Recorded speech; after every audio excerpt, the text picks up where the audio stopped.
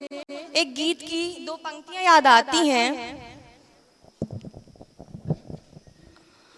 कि कोई पिछले जन्म के अच्छे कर्म मुझे जैनी कुल परिवार मिला।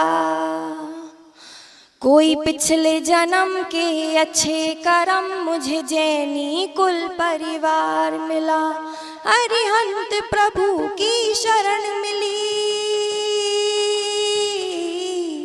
अरिहंत प्रभु की शरण मिली, संतों मुनियों का प्यार मिला।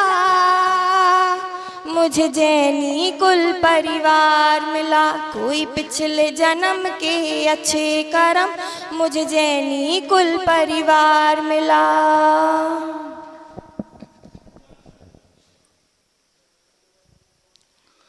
सच में इन सेशंस ने हमारे मन मस्तिष्क पर ऐसी छाप छोड़ी है कि हमारा मन सिर्फ एक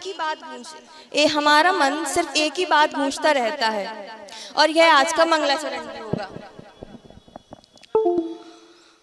हाथ में पीछी कमंडल, ध्यान आत्म राम का, छोड़ कर घर बार दीक्षा की घड़ी कब आएगी। संत साधु बन के विचरूं वह घड़ी कब आएगी। चल पड़ूं मैं मोक्ष पथ पर वह घड़ी कब आएगी। आएगा वैराग्य मुझको इस दुखी संसार से, त्याग दूंगा मोह ममता की घड़ी कब आएगी। संत साधु बन के विचरूं वह घड़ी कब आएगी। Now, without wasting more time, we request our revered Guruvar to shower us with his auspicious voice. Namostu Bhagavan, Namostu, Namostu.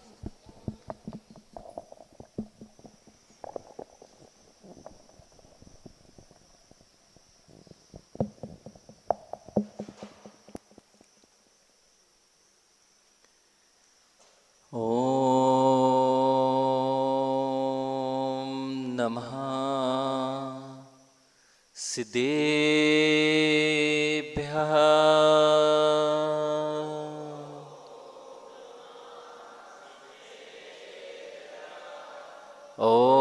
Om Namah Siddhebhyah.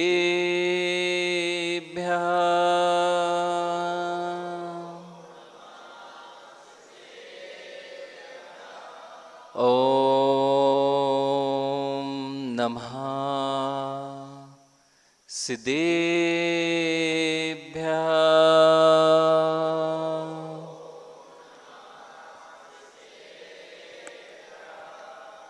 Mangalam Bhagwan Arihant, Mangalam Bhagwan Jinha, Mangalam Prathmacharyo, Mangalam Vrishabheswara, Mangalam Bhagwan Veero, Mangalam Gautamo Gani,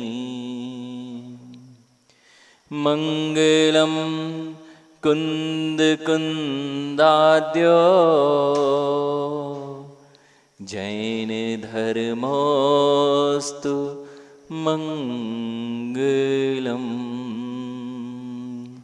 Jain Dharmostu Mangalam.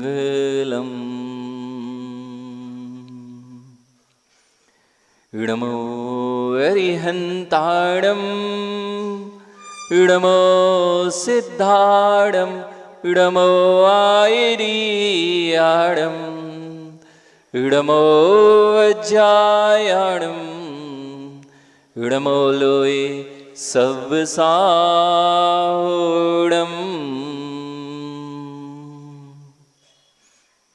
बोलिए अनंत अनंत सिद्ध परमेष्ठी भगवान की, देवादिदेव 1008 आदिनाथ भगवान की, वर्तमान शासन नायक महावीर स्वामी की, चिंतामणि पार्श्वनाथ भगवान की, परम पूज्य आचार्य भगवान कुंद कुंद देव की, परम पूज्य आचार्य भगवान समंत भद्र स्वामी की, परम पूज्य अध्यात्म योगी चर्या श्रोमणी 108 विशुद्ध सागर जी महामंडराज की, द्वादशांग जिनवाणी माता की।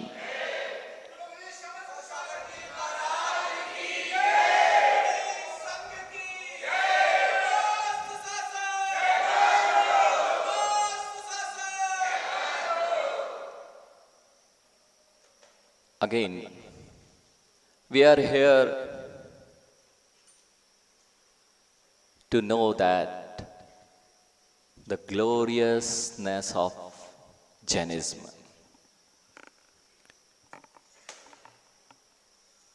Wonderful Jainism. Proud to be a Jain. This is the 10th session where we are very eager to know that what will be the next. क्या होने वाला है, क्या नया मिलने वाला है। Am I right?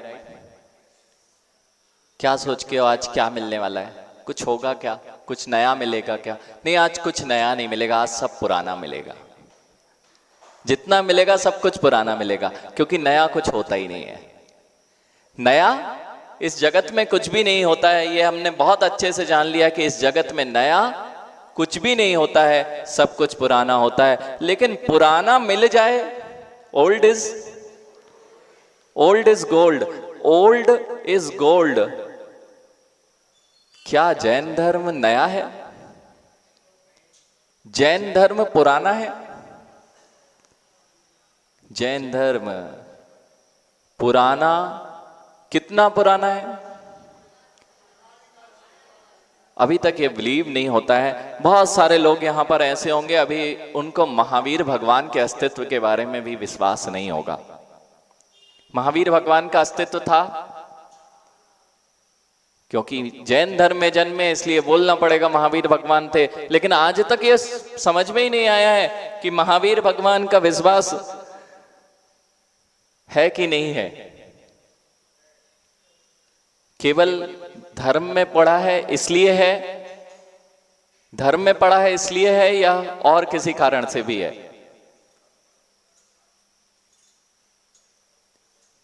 धर्म में पढ़ा है, क्या ऐसा कोई अस्तित्व था भी इस धरा पे कि नहीं था? ये हम मात्र इसलिए बोल पा रहे हैं कि अभी हम जैन कुल में जन्मे हैं और महावीर भगवान को बार बार याद करते हैं इसलिए। लेकिन आज आप यह जान जाएंगे कि महावीर भगवान जैसे हम थे आज से 2600 वर्ष पूर्व वो इस धरा पर विचरण करते थे। आज हम जानने जा रहे हैं, यदि अभी तो हमने अपनी वैल्यूज को समझना चालू किया था, बहुत दिन से हमने अपनी ब्रांड वैल्यूज को समझा था कि अभी वर्तमान में हमारी ब्रांड वैल्यू क्या है। हमने विवेक बिंद्रा को भी देखा था कि विवेक बिंद्रा जैसे आज के जो मोटिवेशनल स्पीकर्स हैं या फिर राजनेता हैं, वे सब ये मानने लगे हैं कि जैन धर्म की जो वैल्यूज हैं वो पूरे राष्ट्र के लिए नहीं, पूरे विश्व के लिए एक आदर्श है जिस पर चल करके पूरे राष्ट्र और विश्व का कल्याण हो सकता है। ये बात अभी तक जानी, लेकिन यह बात मात्र वर्तमान में डेवलपमेंट की नहीं है। जितना हमने अभी डेवलपमेंट किया है उतना मात्र नहीं है, हम पुराने हैं। अगर ये पता चल जाए, जब भी किसी का एग्जिस्टेंस देखा जाता है, आप लोगों की टीम क्या कर रही है, कुछ उसको जब तो इन लोगों को पता चलेगा क्या है,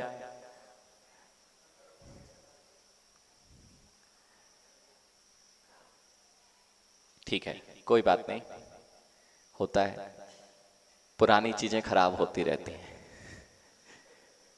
लेकिन पुरानी चीजें खराब नहीं होती हैं। आज सबसे पहले यदि किसी संस्कृति या इतिहास को पढ़ा जाता है तब यह देखा जाता है कि हमारी वैल्यूज क्या थी, यहां कौन था, कैसे उनका साम्राज्य था, इस बात को स्थापित किया गया। और इसी से संस्कृति से ही, संस्कृति की पहचान किससे होती है? क्या अमेरिका सबसे लेटेस्ट है? अमेरिका के पास यूरोपियन कंट्रीज हैं, अमेरिकन कंट्रीज हैं। क्या इन कंट्रीज की ऐतिहासिकता भारतीय ऐतिहासिकता से पुरानी है? ये कैसे जाना आपने? ये कैसे जाना? तो जब भी इसे जाना जाता है दो चीजें हुआ करती हैं, एक तो साहित्य हुआ करता है और दूसरा हुआ करता है पुरातत्व, आर्कियोलॉजी। जब भी हम किसी संस्कृति सभ्यता की बात करते हैं तो हम क्या कहते हैं? ये सभ्यता कब से है, कैसे जानेंगे? अभी तो दिख नहीं रही है वह सभ्यता, क्योंकि हर 100 ईयर्स में पूरी की पूरी सभ्यता बदल जाती है। पूरी की पूरी चेंज होने में कितना समय लगता है? मात्र 100 साल में सब कुछ परिवर्तन हो सकता है। ऐसी ही सभ्यता यदि हमारे पास नहीं हो तो हम अपना अस्तित्व सिद्ध नहीं कर सकते। भारतीय सभ्यता के बारे में जब बात करें तो भारतीय सभ्यता विश्व की सबसे पुरानी सभ्यताओं में से एक है। और ये सब आज वैज्ञानिकों ने किस आधार पे कहा है? तो सिंधु घाटी की सभ्यता। किसने सिंधु घाटी की सभ्यता को नहीं जाना है? सब लोगों ने सिंधु घाटी की सभ्यता, मोहनजोदड़ो सुना है कि नहीं? मोहनजोदड़ो नाम का जो सभ्यता है उसे विश्व की सबसे पुरानी सभ्यता के रूप में स्वीकार किया गया है। ऐसे ही इन सब को जानने के लिए वहां पर कुछ ना कुछ शिलालेख मिलते हैं, अभिलेख मिलते हैं। उसके आधार पर यह निर्धारित होता है कि यह सभ्यता कितनी पुरानी है। आज कुछ ऐसा ही जानने वाले हैं कि आपका अस्तित्व भारत में कब से है। कोई बताएगा जैनियों का अस्तित्व भारत में कब से? कोई भी? अभी इनको पता नहीं है। इसलिए आज का विशेष सेशन यही है कि this is the session of wonderful Jainism which will tell you the glorious history of Jainism. Glorious history of Jainism. Now we are start with भगवान आदिनाथ। सबसे पहले यदि कोई इस धरा पे, इस धरा को सब कुछ सिखाने वाला हुआ, उसका नाम आदिनाथ भगवान। तो आपके अंदर प्रश्न हो सकता है, क्या आदिनाथ भगवान ने इस धरा को बनाया, चलाया? नहीं। कर्म भूमि की शुरुआत जब होती है तब वहां पर मनु जन्म लिया करते हैं। 14 मनु होते हैं। उसके पहले सभ्यता कुछ भिन्न होती है, भोग भूमियां रहती हैं। और उसके बाद जब कर्म भूमि आती है तब 14 मनु, आपने मनु का नाम सुना होगा, कुलकर भी कहते हैं इन्हें। 14 कुलकर जन्म लिया करते हैं जो कर्म भूमि की व्यवस्था बनाते हैं। और मनु के शिष्य, मनु के पुत्र क्या कहलाते हैं? मनुष्य। कर्म भूमियां मनुष्य की शुरुआत जहां से होती है वहां से आदिनाथ भगवान का नाम लिया जाता है। और आदिनाथ भगवान ने सबसे पहले इस कर्म भूमि की शुरुआत में असी, मसी, कृषि, विद्या, वाणिज्य और शिल्प की शिक्षा दी है। आप यहां देख सकते हो जो आदिनाथ भगवान है, ये प्रमाण है कि आदिनाथ भगवान मात्र आदि पुराण से यह उल्लेख नहीं हो रहा है, यह उल्लेख हो रहा है अन्य दर्शनों में भी। इन सब ने वेदों में, वेदों को सबसे पुराने ग्रंथ माना जाता है। वेदों को क्या कहा जाता है? देखो एक बात बताते हैं, वेद को कहा जाता है कि वे किसी के द्वारा रचे नहीं गए। अपौरुषे हैं, और अपौरुषे हैं तो उसमें नेमिनाथ भगवान का वर्णन मिलता है, आदिनाथ भगवान का वर्णन मिलता है। अर्थात यह हुआ कि नेमिनाथ भगवान का वर्णन है तो वेदों से पूर्व में नेमिनाथ भगवान थे। यहां पर जो श्रीमद् भागवत गीता, सबसे पहली बात, आदिनाथ भगवान ने असी मसी कृषि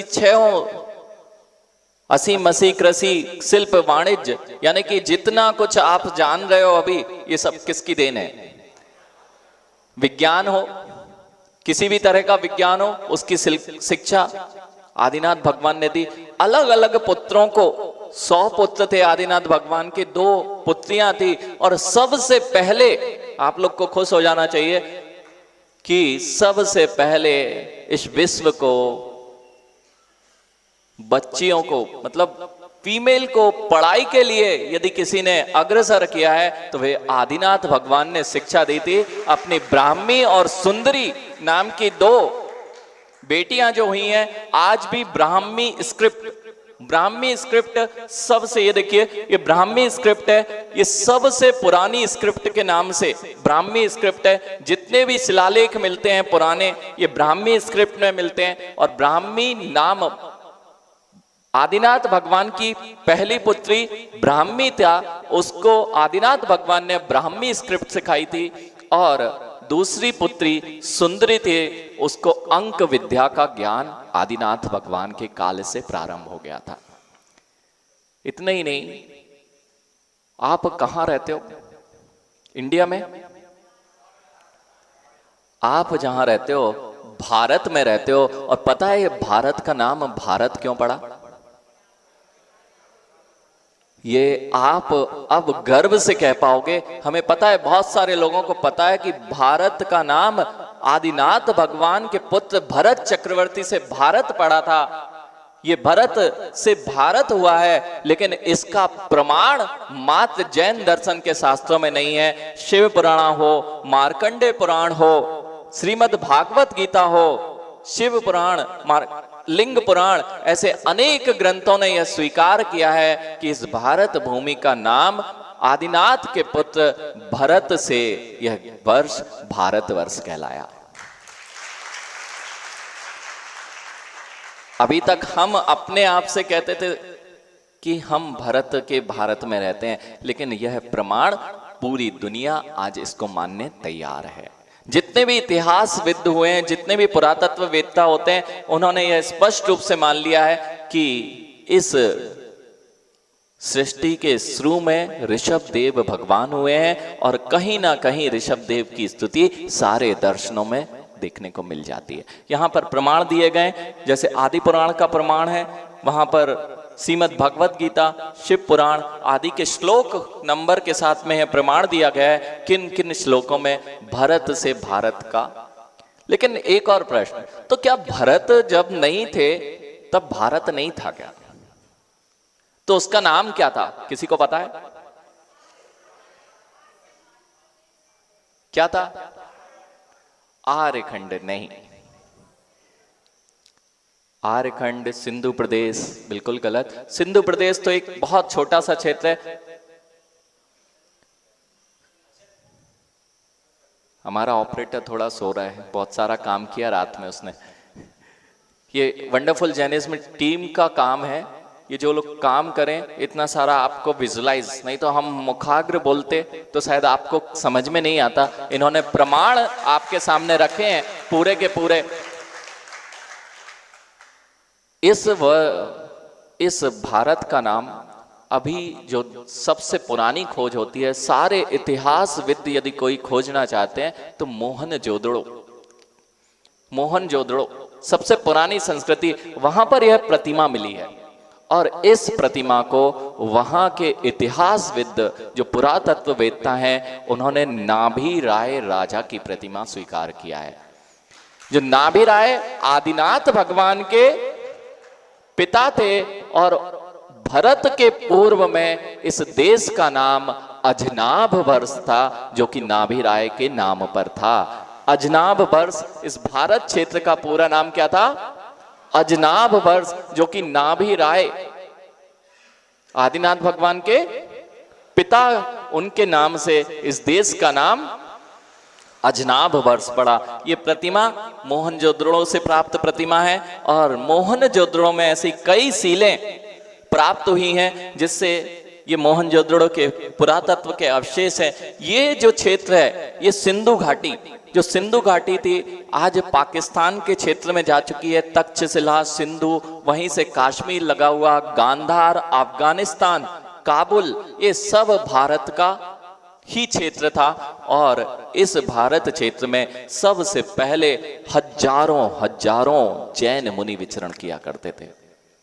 हजारों जैन मुनि। सोच सकते हैं आप कि कितनी बड़ी सभ्यता रही होगी। यहां पर 3 मुनि हो तो कितने सारे, या 50 मुनि आए, जब बड़ा संघ आता है कोई, तो आप लोगों की संख्या है तो घर घर में आनंद होता है। वहां पे प्रत्येक घर जैनियों की ये जैन सभ्यता थी। यहां पर आप देख सकते हैं ये मोहनजोदड़ो से प्राप्त कुछ सीलें हैं जिसमें जो ऋषभ देव हैं, ये सारे पुरातत्व आर्कियोलॉजिस्ट डिपार्टमेंट के जो हेड्स हैं, उन्होंने ये साबित कर दिया है कि ये सील में जो चिन्ह बने हुए हैं वे ऋषभनाथ अर्थात बैल के चिन्ह हैं। और उस समय की ये सीलें हैं जब मोहनजोदड़ो में मात्र वहां के कोई इष्ट देवता थे, उनका नाम था आदिनाथ भगवान। कितने सभ्य थे आप, क्योंकि उस सभ्यता की बात चल रही है जिससे पहले कोई सभ्य ही नहीं था, जिससे पहले सभ्यता की बात नहीं की जाती। उस सभ्यता के आप आज भी उसी सभ्यता में जन्मे हो, यह आपका बहुत बड़ा सौभाग्य है कि आप जैन कुल में जन्मे हो, जिस जैन कुल के अवशेष आज पूरी दुनिया मानने तैयार है कि ये जो सिंधु घाटी की सभ्यता थी वह जैन सभ्यता थी। इसके बाद चलते हैं, जैन सभ्यता के बाद में बहुत समय निकलता गया, बहुत सारे तीर्थंकरों ने जन्म लिया। सबसे पहला, यदि भारत को आज सबसे प्रजातंत्र सुना है? प्रजातंत्र, आप प्रजातंत्र में जीते हो, लोकतंत्र में जीते हो कि नहीं जीते हो? पक्का लोकतंत्र में जी रहे हो? ये सबसे पहला अगर लोकतंत्र जो है रिपब्लिक, आप रिपब्लिक डे मनाते हैं, ये तो अभी का वर्तमान का रिपब्लिक डे है, लेकिन पूरे विश्व में सबसे पहला गणराज्य प्रजातंत्र था, उसका नाम था वैशाली का गणराज्य। उसके राजा थे राजा चेटक और उसके प्रधानमंत्री थे भगवान महावीर स्वामी। विश्व के इतिहास में सबसे पहले गणराज्य की स्थापना, प्रजातंत्र की स्थापना हुई थी, तो वह आज से 2600 वर्ष पूर्व। और इसका प्रमाण यह है कि आज भी हम लोगों का तो चतुर्मास हुआ है। बहुत बड़ा सौभाग्य आप लोग को जानना पड़ता है, हम लोग वहां रह के आए हैं। वहां कुंडपुर नाम का ग्राम है जहां हमारा चतुर्मास था। वहां से 3 किलोमीटर वह वैशाली नाम का नगर है राजा चेटक का। आज भी वहां पर महल बना हुआ है और वहां पर पूरे पुरातत्व के अवशेष बिखरे पड़े हैं, पूरी नगर के अवशेष बिखरे पड़े हैं। वहां पे लगभग 1.5 लाख लोग निवास करते थे, 1.5 लाख घर थे। 1.5 लाख घर में वहां पर संसद थी, संसद बनाई गई थी। उस संसद में 7,500 लगभग क्या थे, 7,500 सांसद, 7,500 सांसद उस गणतंत्र के बनाए गए थे। और पूरी राज्य की व्यवस्था ये प्रजातंत्र के हाथ में दे दी गई थी। उनके मूल सिद्धांत थे, उनकी बैठकें होती थी, रेगुलर बैठक, मीटिंग्स जैसे आज होती है, संसद सभा होती थी। कोई भी निर्णय लिया जाता था तब वह उसी से निर्णय लिया जाता था। इसके पूर्व में अभी आपने देखा था डॉक्टर राजेंद्र प्रसाद ने, जब प्रथम राष्ट्रपति डॉक्टर राजेंद्र प्रसाद ने एक्सेप्ट किया कि हमें किसी और से गणराज्य या गणतंत्र के रूल्स, रिपब्लिक जो प्रजातंत्र है उसके रूल्स किसी और से सीखने नहीं जाना चाहिए, अमेरिका इन यूरोपियन कंट्री से। हमारे राज्य का सबसे पहला गणतंत्र, वैशाली का गणतंत्र बज्जी साम्राज्य था, उससे हमें यह सब सीख लेना चाहिए। ये देखिए उनका स्टेटमेंट है, जहां पर डॉक्टर राजेंद्र प्रसाद प्रथम राष्ट्रपति ने जब हमारा प्रजातंत्र बन रहा था तब यह सारी वहां पर व्याख्या की थी। आगे जो अभी आपने स्टेच्यू 2 क्या देखें, ये वैशाली के महावीर, ये वहां वज्जी गणराज्य के प्रधानमंत्री, प्रथम प्रधानमंत्री के रूप में राजकुमार वर्धमान की 29 वर्ष की अवस्था की स्टैचू है। और इसे ऐसा कहते हैं, जो पहली स्टैचू दिख रही है जो कॉपर प्लेट पर है, वो आज बड़ौदा के म्यूजियम में रखी हुई है। और ऐसा कहते हैं कि उनकी मां त्रिशला, जो राजा चेटक की पुत्री थी, राजा चेटक की पुत्री त्रिशला थी, उन्होंने अपने राजकुमार वर्धमान के लिए ज्यों की त्यों यह प्रतिकृति बनवाई थी। आज भी महावीर भगवान की वह प्रतिकृति बड़ौदा म्यूजियम में है। और उसी की एक और स्टैचू आज कुंडपुर ग्राम में, जहां पर वैशाली से 3 किलोमीटर कुंडपुर गांव में यह प्रतिमा वहां पर विराजमान है। नेक्स्ट, ये रामधारी सिंह दिनकर बहुत बड़े कवि हुए हैं। उन्होंने ये एक्सेप्ट किया कि वैशाली जन का प्रतिपालक, गण का आदि विधाता, गण का आदि विधाता, जिसे ढूंढता देश आज उस प्रजातंत्र की माता। तो वैशाली इस प्रजातंत्र की माता था। और रुको एक क्षण पथिक यहाँ, मिट्टी को शीश नवाओ, राज सिद्धियों की समाधि पर फूल चढ़ाते जाओ। ये सबसे पहला गणराज्य प्रजातंत्र था जिसे रामधारी सिंह दिनकर ने। अब यहां पर ये देख रहे हैं आप कि जो पिलर दिख रहा है, जैसे आज बौद्ध पिलर के नाम से जाना जाता है, वह वास्तविकता में अशोक पिलर है। अशोक ने अपने 12वें वर्ष में बौद्ध धर्म अपनाया था। उसके पूर्व यह परंपरा चंद्रगुप्त मौर्य सबसे पहले इस राष्ट्र को एकत्रित करने वाला कोई राजा हुआ है। एक छत्र राज्य जिसका हुआ है उसका नाम है चंद्रगुप्त मौर्य। और वह जैन सम्राट था जिसने पूरे राष्ट्र को एक साथ खड़ा कर दिया था। ये चंद्रगुप्त मौर्य है। और वह चंद्रगुप्त मौर्य भद्रबाहु, आचार्य भद्रबाहु हैं जो अंतिम श्रुत केवली के रूप में हैं, उन भद्रबाहु का शिष्य थे। और उस समय में, आज से भद्रबाहु स्वामी का काल, चंद्रगुप्त मौर्य का काल लगभग 300 ईसा पूर्व है। कौन सा ईसा पूर्व? यानी ईसा मसीह के होने के 300 वर्ष के पूर्व में जब चंद्रगुप्त मौर्य का सम्राट हुआ है। और चंद्रगुप्त मौर्य भद्रबाहु, आचार्य भद्रबाहु का शिष्य हुए। जब उस समय शिलालेखों पर उपलब्ध है कि लगभग 24,000 मुनिराज आचार्य भद्रबाहु के संग में हुआ करते थे। और उनका एक प्रधान शिष्य भारत का सम्राट चंद्रगुप्त मौर्य था। इसका आपको प्रमाण चाहिए तो आज भी इसका प्रमाण यह है कि जब आप श्रवण बेलगोला जाते हैं, वहां पर यह प्रतिमा बहुत बाद की है। श्रवण बेलगोला की जो चंद्रगिरी पर्वत है वह इससे भी प्राचीन पर्वत है। वह लगभग 2000 वर्ष पूर्व का पर्वत है। वहां पर भद्रबाहु गुफा है। और वहां पर अनेक शिलालेख इस बात का सबूत है कि चंद्रगुप्त मौर्य ने इस चंद्रगिरी पर्वत पर आकर संलेखना धारण की और समाधि मरण प्राप्त किया। इसलिए उस पर्वत का नाम चंद्रगिरी पर्वत। दूसरा कौन सा है? विंध्यगिरी पर्वत। उसके सामने आप जाएंगे तो वहां एक गुफा है, वह भद्रबाहु स्वामी की गुफा है और उसका नाम चंद्रगुप्त मौर्य के नाम से। अब यहां पर ये पूरा साम्राज्य आप देख रहे हैं, तक्षशिला है यहां ऊपर में, बहुत छोटा है स्क्रीन, लेकिन इसमें आपको जब भी आएगा तो आपको मिल जाएगा। तक्षशिला, काश्मीर और मगध, ये सारा जितना भी लाल ये है, ये लगभग चंद्रगुप्त मौर्य का शासन रहा है, ये पूरा का पूरा। और वहां पे जो दूसरा शिलालेख है, ये शिलालेख बता रहा है कि चंद्रगुप्त मौर्य और भद्रबाहु जब उनसे मिले थे तब का यह समय और वह शिलालेख का अभी भी उल्लेख है। नेक्स्ट,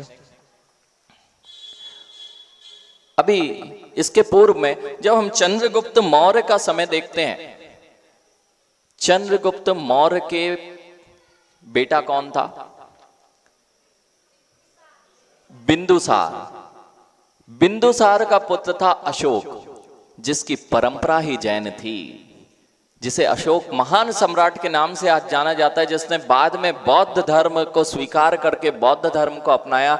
लेकिन यह बात स्पष्ट है, आज से लगभग 12वीं सदी में कल्याण तरंगिणी नाम की, राज तरंगिणी नाम की कल्हण ने एक बुक लिखी है। कौन सी सदी में? 12वीं सदी में। और एक और बुक है जिसे अपुल फजल ने लिखा है, आईने अकबरी, जिसमें भारतीय इतिहास के बारे में बहुत कुछ आया है।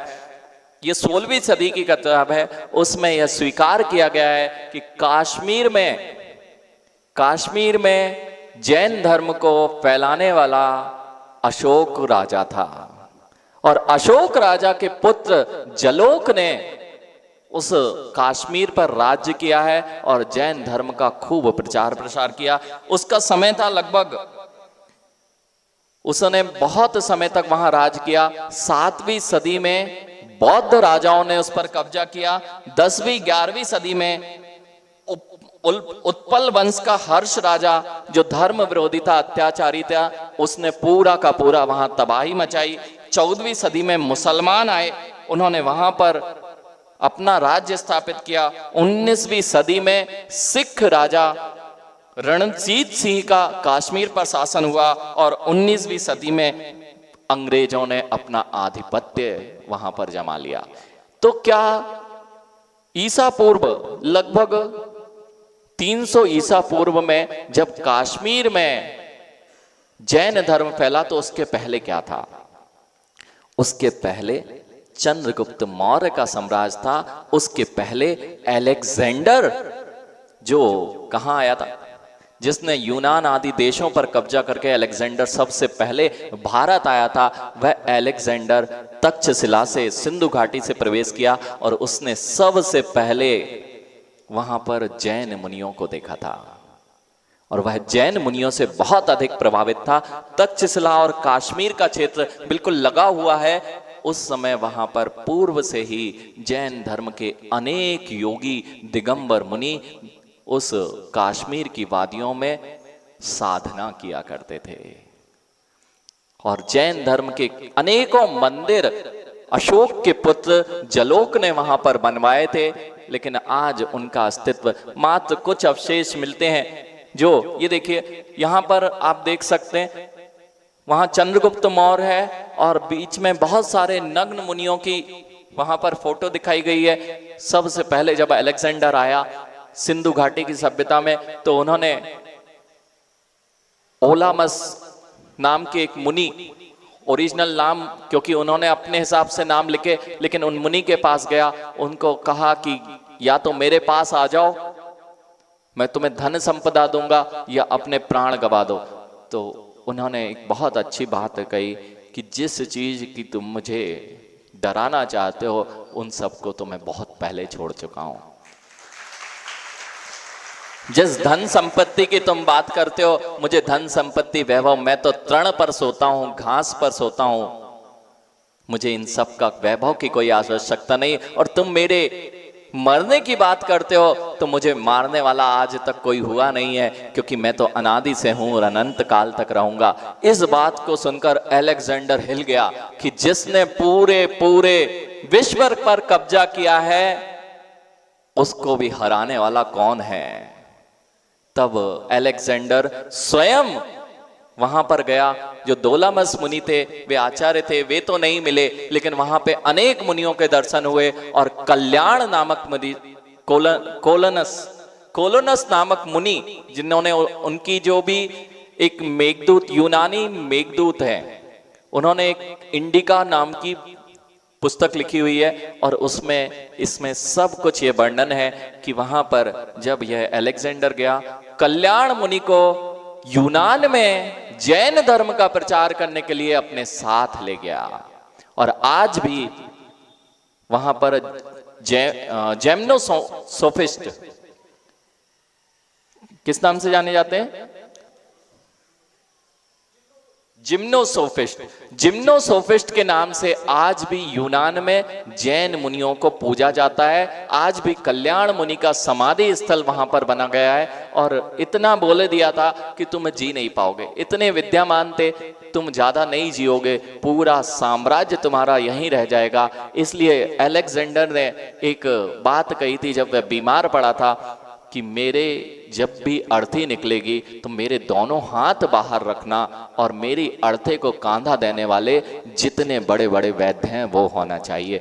वह फोटो देख रहे हैं आप, जिसमें अनेकों वैद्य उसकी अर्थी को ले जा रहे हैं, दोनों हाथ बाहर निकले हुए हैं और पूरी की पूरी उसकी जितना वैभव है उसके सामने पड़ा था, लेकिन वह अपने साथ कुछ भी ले जा नहीं पा रहा था। यह सबक सिखाने के लिए कि पूरे विश्व पर कब्जा कर लो लेकिन ले कुछ नहीं जा पाओगे, ना ही कोई वैद्य तुम्हें बचा पाएगा। इतना प्रभावित था कि कल्याण मुनि को वह वहां लेके गया और जैन धर्म के प्रचार प्रसार में कल्याण मुनि ने यूनान में जैन धर्म का प्रचार प्रसार किया। इसके बाद यहां पर देख सकते हैं नालंदा, जिसे बौद्ध यूनिवर्सिटी, सबसे प्राचीन यूनिवर्सिटी के रूप में अगर आप देखें तो नालंदा को कहा जाता है। आपकी यूनिवर्सिटी अभी छोटी मोटी है, इस नालंदा यूनिवर्सिटी लगभग 2000 वर्ष पूर्व की है नालंदा यूनिवर्सिटी, जिसमें लगभग 9 मंजिल की लाइब्रेरी थी। कितनी? अभी भी ये अवशेष है, हम लोग अभी वहां से घूम के आए तो सब लोगों को यही पता है ये बौद्ध यूनिवर्सिटी थी। आज दिखाते हैं, जब हम लोग को वहां का गाइड पीछे लेके गया और उसने कहा देखिए ये 3 स्टेप में बनी हुई यूनिवर्सिटी है और यहाँ पर जैनों का शासन रहा है। पीछे आप जब भी नालंदा की लाइब्रेरी के पीछे साइड जाएंगे वहां पर ये महावीर भगवान और अनेकों जैन प्रतिमाएं स्पष्ट रूप से उसने दिखाई कि ये देखिए जैन स्तूप हैं ये, जो नालंदा के मध्य में स्थित है। और एक सिंहासन रखा गया है, जिस सिंहासन में नीचे शेर का चिन्ह है और बौद्ध प्रतिमाओं में कभी भी शेर का चिन्ह सिंहासन में नहीं होता है। उसने कहा ये जैन स्तूप थे और वहां की हॉस्टल व्यवस्था, एक एक व्यक्ति के लिए अलग अलग रूम, वहीं पर सारी भोजन व्यवस्थाएं, जो यूनिवर्सिटी आज आप देख रहे हैं उससे कई अच्छी व्यवस्था उस समय 2000 वर्ष पूर्व वहां पर एंट्रेंस एग्जाम भी होता था। वहां एंट्रेंस एग्जाम भी होता था सामान्य लोगों को, और देश विदेश के छात्र वहां पर विद्या अर्जन करने आया करते थे। यहां देख सकते हैं एक और चीज, ये है विज्ञान बहुत पीछे, या ये कहें अभी साइंस और जो आप कंप्यूटर इंजीनियर है बहुत पीछे हैं। ये सबसे बड़ा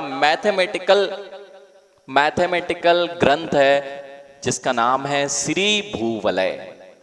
श्री भूवलय नंबर फॉर्मेट में लिखा गया यह ग्रंथ है। आप ये देख रहे हैं, ये नंबर्स लिखे हुए हैं, ये 27 कॉलम है, 27 रो है, 27 बाई 27 की मैट्रिक्स है, और इस मैट्रिक्स से एक ही चार्ट में 18 स्क्रिप्ट्स और 700 लैंग्वेजेस के ग्रंथ निकलते हैं।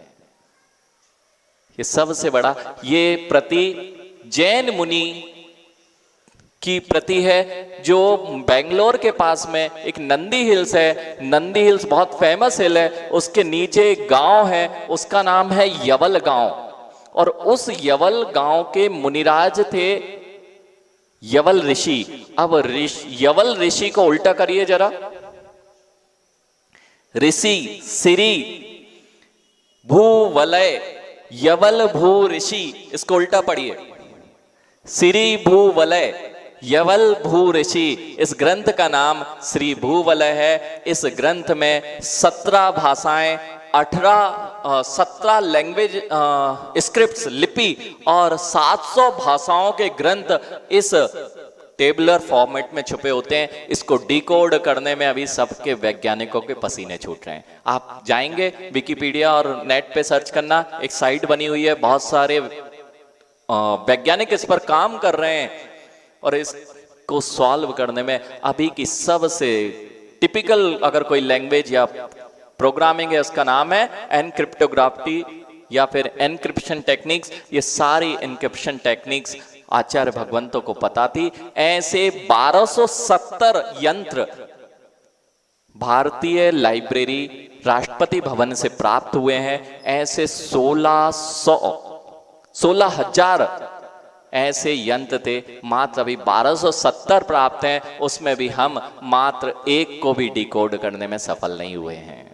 मात्र जितना हमारे आचार्यों ने इसको डिकोड करके रख दिया था उतना ही है, बाकी कोई भी कौन जानता है 17 लैंग्वेज, कौन जानता है 17 स्क्रिप्ट्स और कौन जानता है 700 लैंग्वेज। तो जो भी निकल के आता है पीछे से पढ़ो तो कुछ निकलता है, आगे के शब्द मिलाओ तो किसी और लैंग्वेज का ग्रंथ निकलता है। ऐसा यह श्री भूवलय नाम का महान ग्रंथ है। अब यहां पर एक चीज और देखें, ऐसी 1.5 लाख से ज्यादा प्रतियां जो मैनस्क्रिप्ट्स कहलाती हैं और जिसकी बहुत ज्यादा रक्षा होती है पूरे विश्व में। आप जानते हैं हमारे शास्त्रों को कहां सुरक्षित रखा गया? हमारे शास्त्रों को पाम लीव्स पे लिखा गया। पाम लीव्स पे आचार्यों ने ग्रंथों को लिखा, उनका नाम था मैनस्क्रिप्ट्स। और 2000 वर्ष पूर्व 6 महीने तक ऐसी हस्तलिखित प्रतियों की होली जलाकर लोग आग तापा करते थे। उसके बाद भी हमारे पास में हजारों मैनस्क्रिप्ट्स अभी भी उपलब्ध हैं। आज हम आपको वही मैनस्क्रिप्ट जो ताड़पत्र पे लिखी जाती थी, ये देखो, ये एक ताड़पत्र का ग्रंथ है, ये पुराना ग्रंथ नहीं है। पुनः हमने उन्हीं ताड़पत्रों पर कंप्यूटराइज ग्रंथों का प्रकाशन पुनः हो सके, इसलिए ताड़पत्र की प्रति है। और ये ताड़पत्र की प्रति आज भी आप मूलबद्री कर्नाटक जाएंगे, आरा बिहार में आरा है, वहां की लाइब्रेरी में लगभग 5000 ग्रंथ इस ताड़पत्र की प्रतियों के हैं। विदेशों की अनेकों लाइब्रेरी में यहां बहुत सारे लोग आए, चीनी यात्री आए, वे अपने साथ में हजारों ग्रंथ विदेश ले गए और कई ग्रंथों के तो जहाज डूब गए और वे ग्रंथ वहीं विलीन हो गए। ऐसी ये स्क्रिप्ट्स ये पूरी हाथ से लिखी जाती थी। आपका पेज 70-80 वर्ष तक रह सकता है। जो सामान्य पेज है इसकी उम्र लगभग अभी 2000 वर्ष पुराने ग्रंथ हमारे पास उपलब्ध हैं जो इन ताड़पत्रों पर लिखे गए हैं। हमारे आचार्यों ने बहुत काम किया। इसको ये कोई इंक नहीं है, इसे खोद के लिखा जाता था, नुकीली चीज होती थी। और ये ताड़ी का पत्त, पाम ट्री देखे होंगे, नहीं देखे होंगे तो ढोंगा चले जाना। ढोंगा पे बहुत सारे पाम ट्री लगे हैं, ये उसी के ग्रंथ हैं। और ऐसे रूस में, इटली में, फ्रांस में, अमेरिका में, जर्मन में लगभग 1.5 लाख प्रतियां संस्कृत और प्राकृत की हस्तलिखित प्रतियां उपलब्ध हैं। और मूल प्राकृत के ग्रंथ यदि हैं तो वो सब जैन धर्म के ग्रंथ हैं, क्योंकि हिंदुओं में संस्कृत का लेखन कार्य होता था और प्राकृत का मूल कार्य जो सबसे पुरानी लैंग्वेज कही जाती है वह है प्राकृत, और उसका अधिकार जैनियों के पास है। आपको जान के खुशी होगी कि आपका णमोकार मंत्र कौन सी लैंग्वेज में? प्राकृत में है, जिसे हम अनादि से गुनगुनाते आ रहे हैं। और ऐसे लाखों ग्रंथ। अब जब भी आप विदेश जाओगे तो एक काम जरूर करना है, वहां की लाइब्रेरीज में जाना है, वहां लाइब्रेरीज में जाना है और वहां के संस्कृत और प्राकृत की ये स्क्रिप्ट्स को आपको निकालना है, देखना है। हो सकता है जो हमारे पास अभी उपलब्ध नहीं हो वो वहां उपलब्ध हो। ये समय सार मात्र 415 गाथाओं का इतना बड़ा ग्रंथ है। ये कितनी है? 415 गाथाएं, इतना बड़ा है। एक 94,000 श्लोक प्रमाण जिसे कहते हैं गंध हस्ती महाभाष्य, जो आचार्य समंतभद्र स्वामी ने 2री शताब्दी में लिखा था। वह गंधहस्ती महाभाष्य की प्रति आज हमारे पास उपलब्ध नहीं है। मात्र ये जानते हैं कि उसकी ये कितने 415 और उसमें कितने श्लोक प्रमाण है 94,000 श्लोक प्रमाण। क्या क्या भरा होगा वह प्रति एक ब्रिटिश म्यूजियम में देखने को मिली और वहां से भी किसी ने चुरा ली है। आज मात्र नाम लिखा है आचार्य समंतभद्र स्वामी गंधहस्ती महाभाष्य, लेकिन आज तक हमें वह उपलब्ध नहीं हो पाई। ऐसे कई ग्रंथ हमारे बाहर की लाइब्रेरियों में आज अभी पंडित जी आए थे, ये लोग बहुत दूर दूर जाते रहते हैं। उन्होंने एक बात कही, आज जर्मन हो, रूस हो, फ्रांस हो, यूरोप हो, सबसे ज्यादा रजिस्ट्रेशन अगर पीएचडी के हो रहे हैं तो वे जैन स्क्रिप्ट्स जानना चाहते हैं, जैनोलॉजी को सीखना चाहते हैं। इसलिए बहुत सारी यूनिवर्सिटीज में आज विदेशों के लोग प्राकृत सीखकर इन जैन स्क्रिप्ट से बहुत कुछ निकालने का प्रयास कर रहे हैं। सबसे ज्यादा उनका कहना था कि जब वो गए थे तो सबसे ज्यादा स्कॉलर्स हैं तो वो जैन स्कॉलर्स हैं जर्मन आदि में, जो रिसर्च के काम में अपना आगे बढ़ा रहे हैं। ये सारा इतना ही नहीं, नासा के वैज्ञानिक हमारे पास आए थे एक बार और उन्होंने बोला था कि वहां भी नासा में भी ये प्राकृत और संस्कृत की स्क्रिप्ट्स रखी हुई हैं और उनसे ये लोग समझने का प्रयास कर रहे हैं। बहुत सारी विद्याएं इनमें छुपी हुई हैं, वे वहीं से निकालते हैं और आप नासा का टैग लगा के उनसे कहते हो कि उनका है। ये श्री भूबले नाम का ग्रंथ महान ग्रंथ है, इतना महान ग्रंथ कि दुनिया के हर चीज एक छोटी सी नंबर फॉर्मेट में आचार्य भगवंत ने इनकोड करके लिख दिए।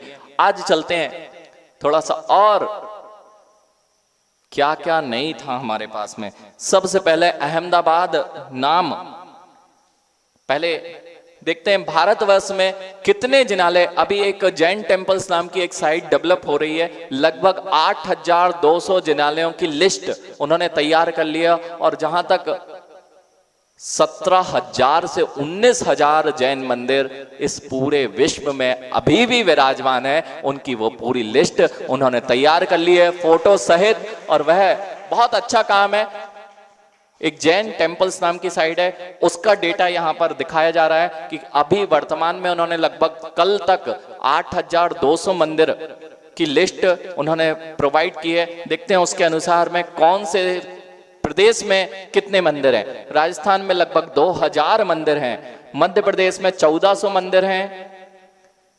यहां पर देख सकते हैं ये जो चित्र दिखाए गए हैं, ये गोलाकोट का चित्र है। ये बहुत प्राचीन प्रतिमाएं, ये आपके अस्तित्व को बता रही हैं कि हम भारत देश के मूल निवासी हैं, हम कहीं बाहर से नहीं आए हैं। दूसरे यहाँ पर बाहर से आते रहे और कब्जा करते रहे हैं। जैन धर्म भारतवर्ष का प्राचीनतम धर्म था और यहाँ जैनी हमेशा से निवास करते आ रहे थे।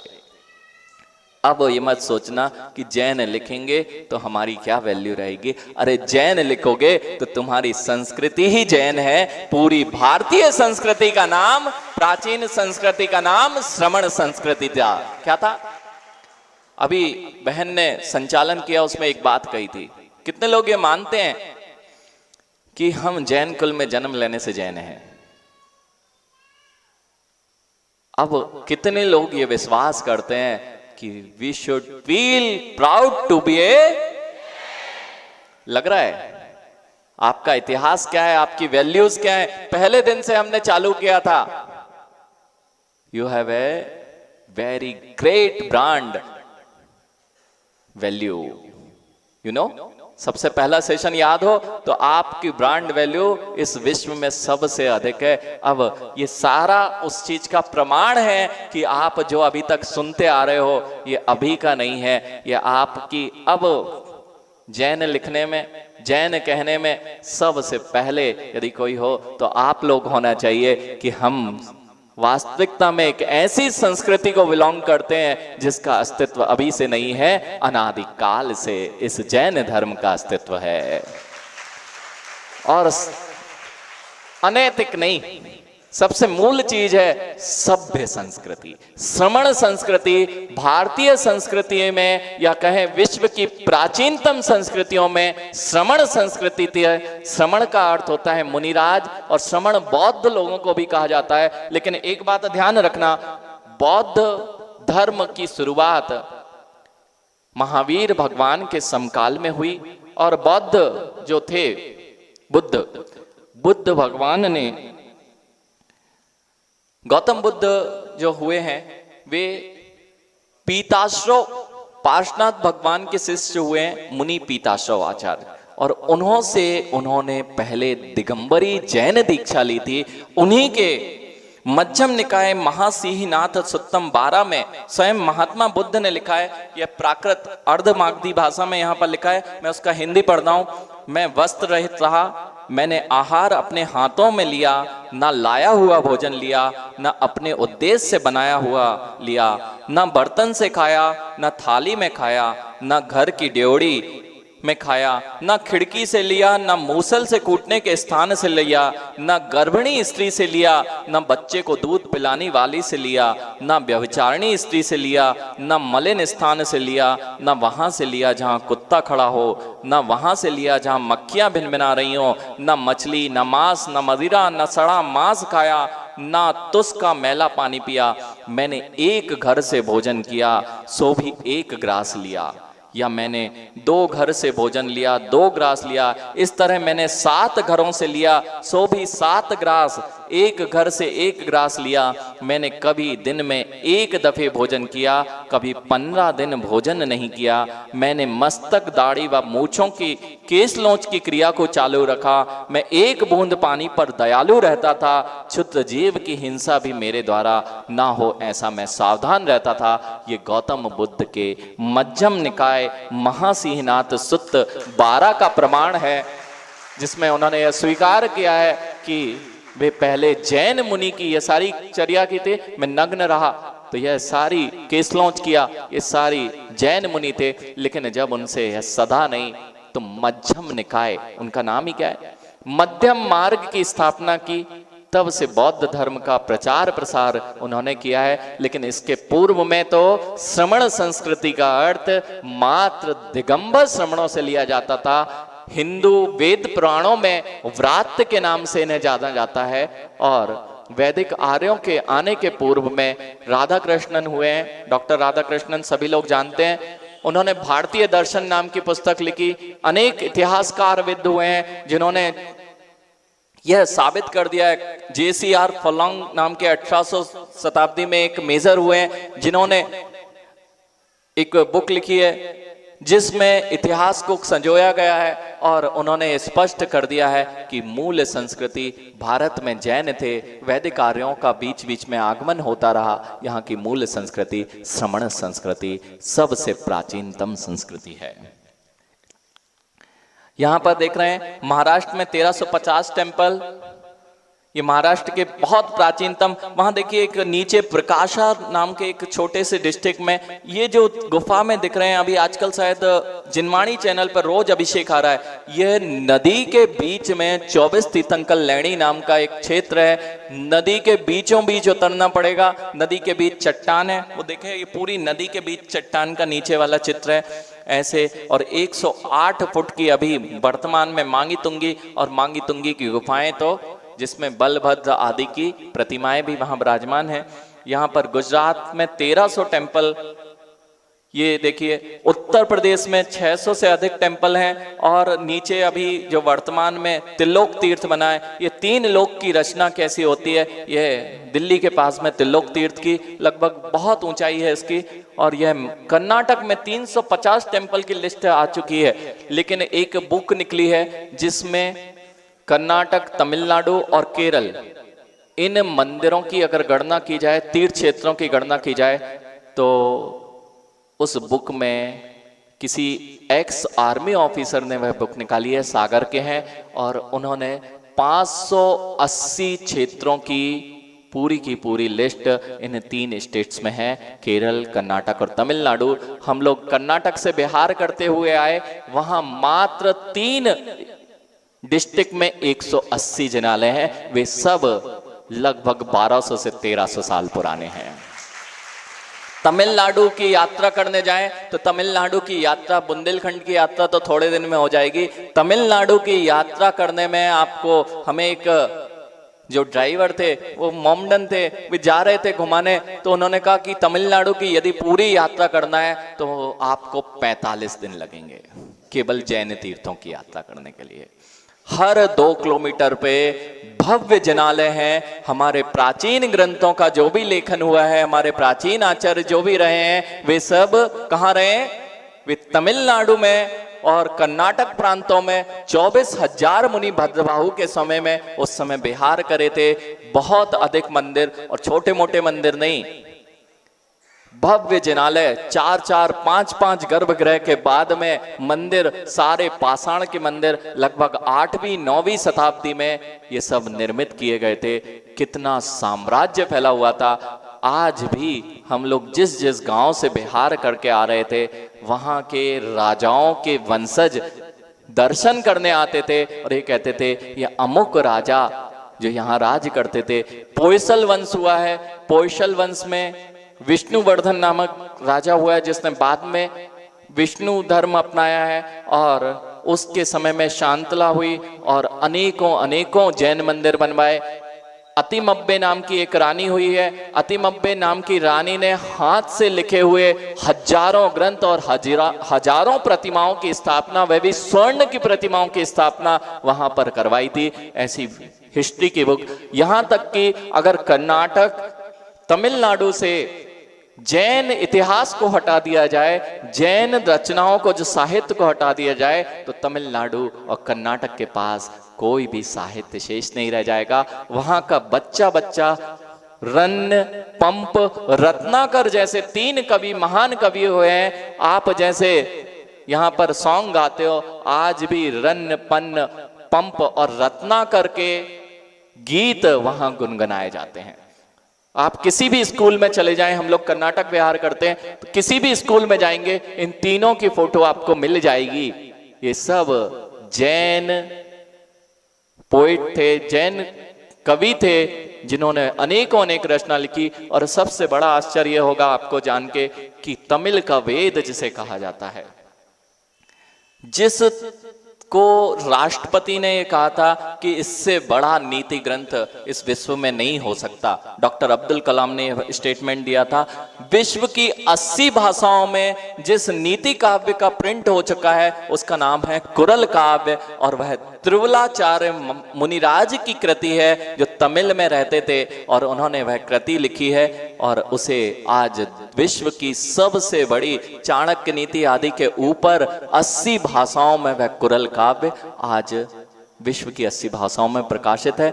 ऐसे कुरल काव्य के रचनाकार भी त्रिवलाचार्य मुनिराज हुए हैं, जिन्होंने ऐसी महान कृति दी है। यहाँ देखें, तमिलनाडु में 170 टेम्पल हैं। ये सब देख रहे हैं, अनेकों, जहां जाएंगे वहां तो हर 2 किलोमीटर पे आपको ऐसे भव्य भव्य जिनालय आपको वहां पर नजर आ जाएंगे। हरियाणा में 100, हाँ, वसदी, कर्नाटक में वसदी के नाम से मंदिर कहे जाते हैं।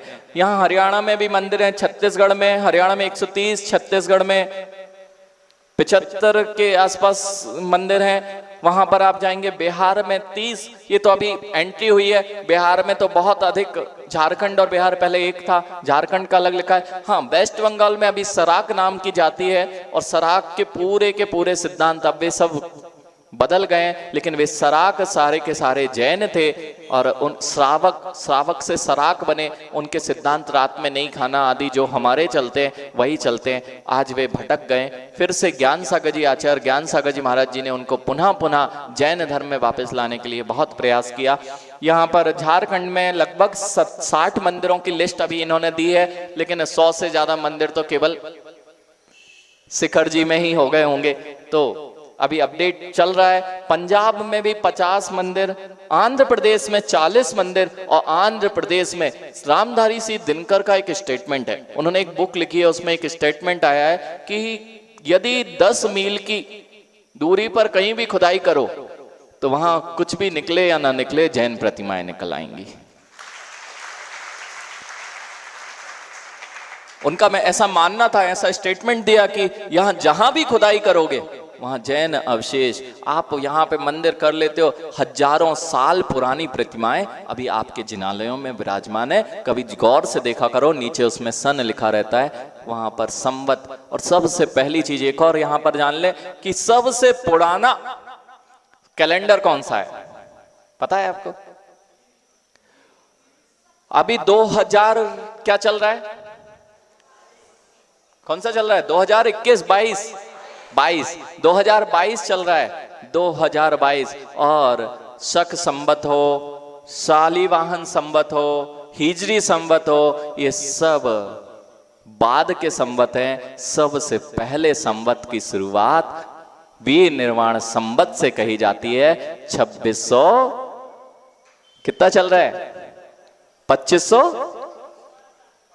2548 संवत, जब भगवान महावीर स्वामी को निर्माण हुआ। सबसे पुराना कैलेंडर जिसे कह सकते हैं वह वीर निर्वाण संवत से प्रारंभ होता है। आगे चलते हैं। उत्तराखंड में भी ये सब, तेलंगाना में 30, वहां भी जहां म्यूजियम में जाओगे वहां केवल जैन प्रतिमाओं को हटा दिया जाए तो म्यूजियम खाली हो जाएंगे। भले ही उनके पास रजिस्टर नहीं कर रहे हैं वे लोग, लेकिन यह बात स्पष्ट है। हैदराबाद जाए, औरंगाबाद के आसपास जितना क्षेत्र है सब में जैन प्रतिमाएं भरी पड़ी हैं। गुफाएं जहां होती हैं सब जगह जैन प्रतिमाएं। केरल में भी 10, आज केरल में मुनिराज नहीं जा सकते। तमिलनाडु के अनेक क्षेत्रों में मुनिराजों का प्रवेश निषेध कर दिया गया है, लेकिन पूरी की पूरी संस्कृति जहां हजारों मुनिराज विचरण करते थे, आज ये स्थिति है। इसलिए आपको ये सब जान के थोड़ा लग रहा है कि कुछ है कि अपने पास कुछ नहीं है, ऐसा किसी के पास नहीं है जैसा आपके पास है। पूरे विश्व में घूम के आ जाना, जो साहित्य, जो पुरातत्व आपके पास है, यह किसी भी संप्रदाय या किसी भी राष्ट्र के पास जो वैभव नहीं है वह जैन वैभव यहाँ पर आपको दिखाई दे रहा है। यहाँ गोवा में भी 6 मंदिर हैं। जम्मू कश्मीर में आज मात्र 2 मंदिर बचे हैं, पुराना सब कुछ नष्ट हो चुका है। यहाँ पर ये जम्मू कश्मीर के जो 18 सेंचुरी में जो कश्मीर में मूर्तियाँ मिली थी, ये किसी म्यूजियम में लखनऊ या कहीं पर विराजमान है और उनके ये अवशेष हैं। यहाँ पर पांडिचेरी, दमन दीव, अंडमान निकोबार, मणिपुर, इन सब में भी आज जैन मंदिर स्थापित हैं।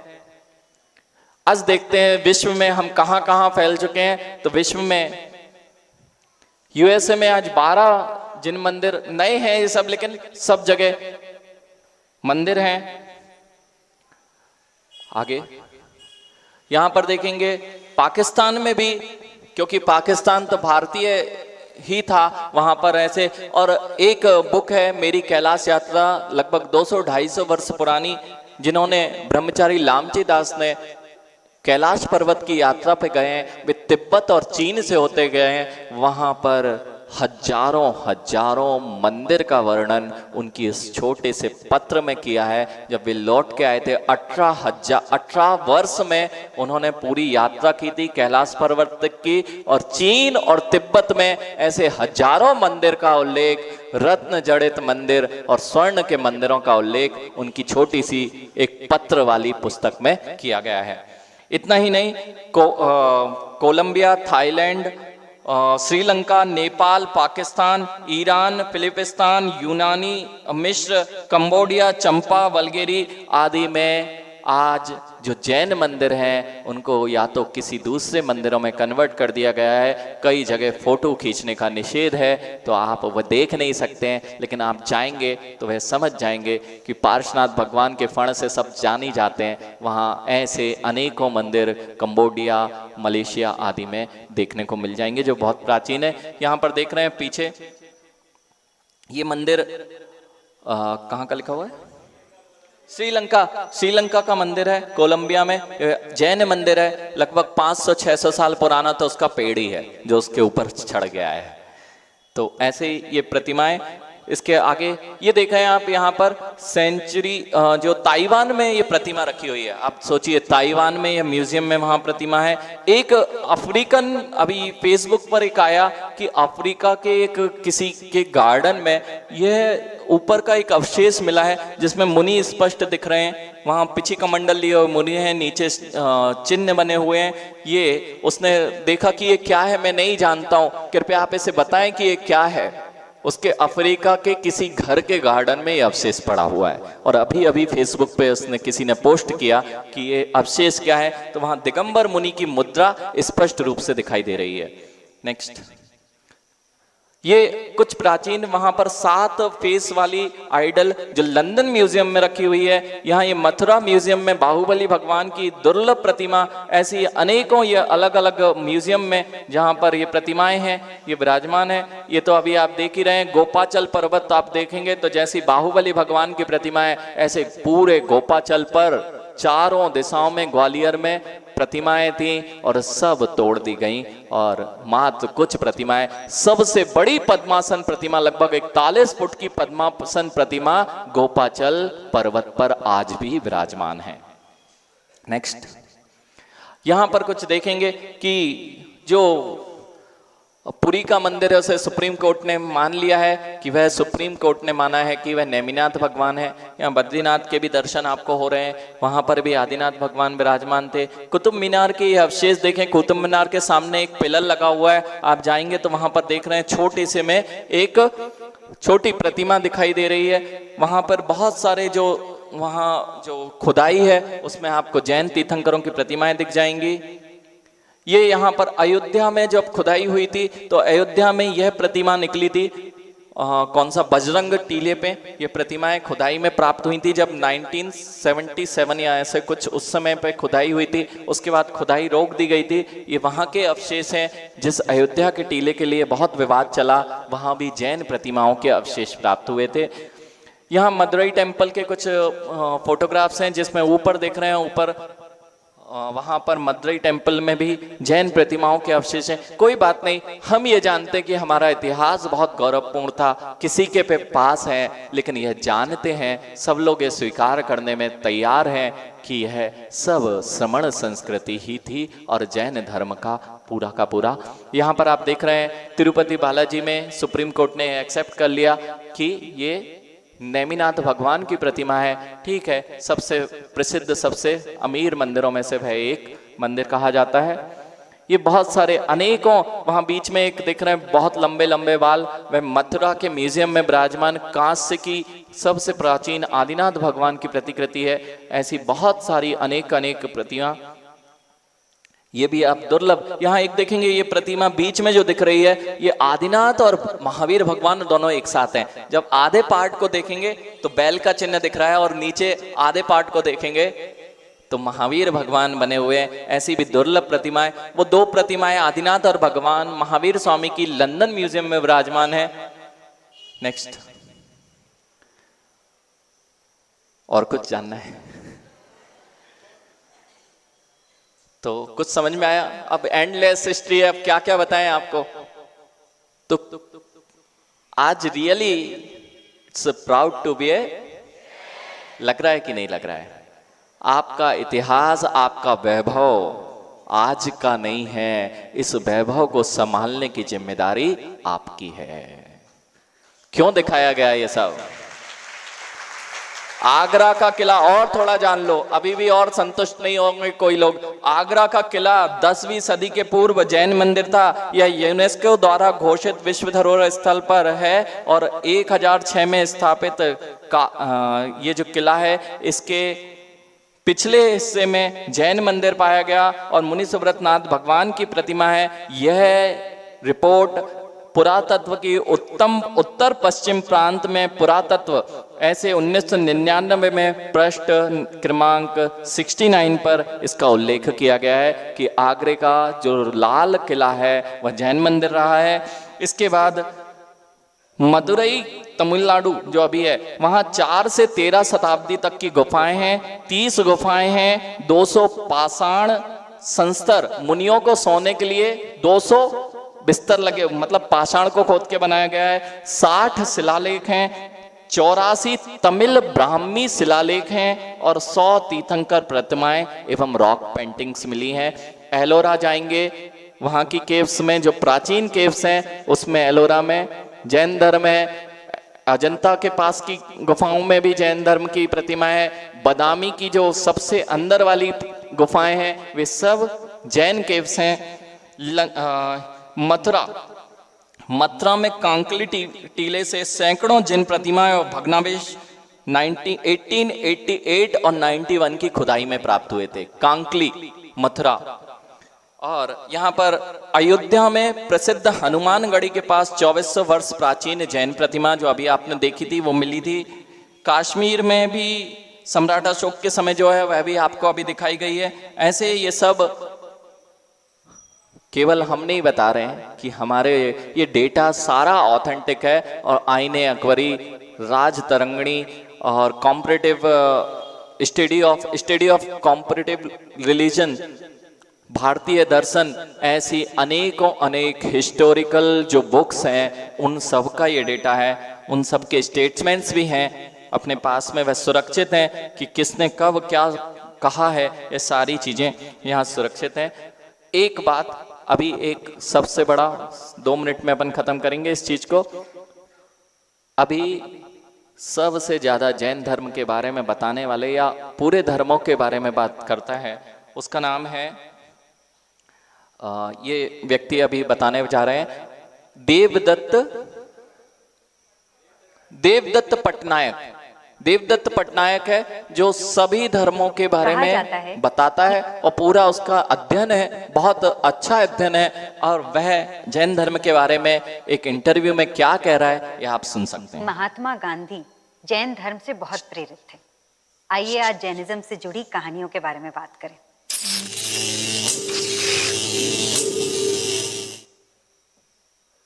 अरे हिल गई है, चैनल हिल गया, सिग्नल हिल गया है, केबल हिली है। जल्दी कर लो भैया, सो मत।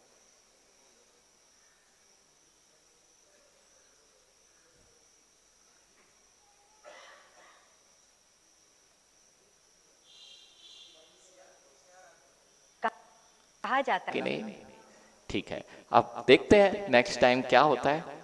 तब तक के लिए अपन जैन धर्म को और जानने का प्रयास करेंगे। बोलिए आचार्य भगवान विशुद्ध सागर जी महामुनि राज की।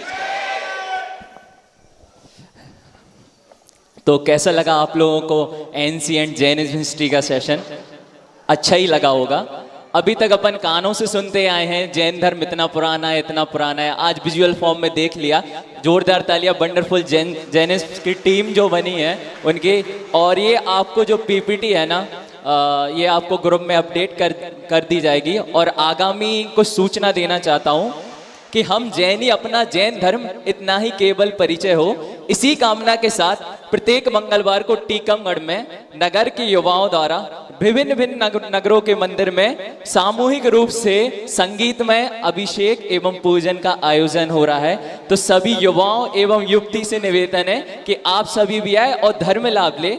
एंड सेकंड अपनी सूचना ये है कि जो भी मतलब कमेंट्स में आते हैं कि मतलब प्रवचन नहीं मिल रहे हैं, तो यूट्यूब पर चैनल है वंडरफुल जैनिज्म और वेबसाइट भी क्रिएट हो चुकी है वंडरफुल जैनिज्म की। वहां पर आप लोग सब्सक्राइब भी कर लें और विजिट भी कर सकते हैं किसी भी सूचना के लिए। और एक और निवेदन है कि जो लोग भी वंडरफुल जैनिज्म की टीम में अपनी कार्य में सहयोग प्रदान करना चाहते हैं वो